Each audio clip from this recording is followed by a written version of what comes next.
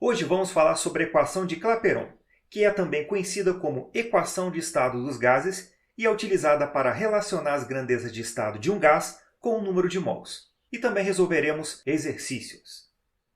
Esta equação foi desenvolvida pelo físico francês Paul-Émile Clapeyron, com o objetivo de descrever o comportamento de um gás ideal. Ela relaciona as três variáveis de estado, pressão, volume e temperatura, com a quantidade de mols de um gás da seguinte forma: PV igual a nRT, sendo que P é a pressão gerada pelo gás nas paredes do recipiente, normalmente expressa em atm, mas pode assumir outras unidades. V é o volume ocupado pelo gás, geralmente em litros ou metros cúbicos. T é a temperatura em Kelvin. R é a constante geral dos gases e pode assumir vários valores, que depende das unidades das grandezas de estado, como pode ser visto nessa tabela.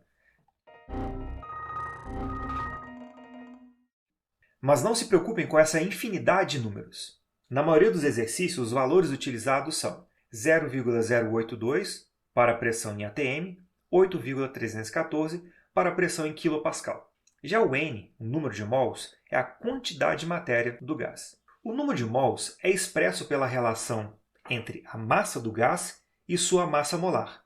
Então, N é igual a massa dividido pela massa molar. Assim, a equação PV igual a nRT pode ser expressa por PV igual a massa sobre massa molar vezes RT. Vamos praticar?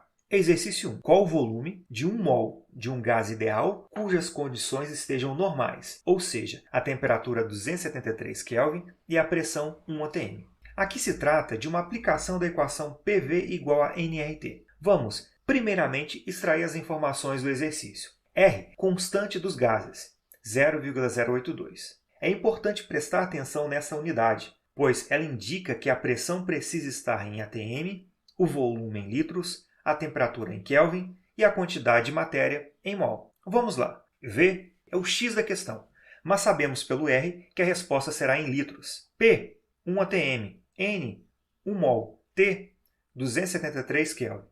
Neste exercício, não foi necessário fazer conversões. Assim, o problema maior é resolver a equação.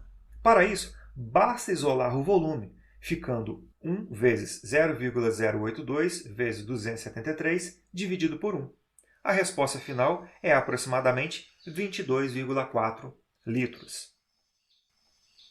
Exercício 2. Determine o número de mols de um gás que ocupa um volume de 90 litros. Este gás está a uma pressão de 2 atm e a uma temperatura de menos 173 Celsius. Mais uma vez, utilizaremos a equação PV igual a nRT.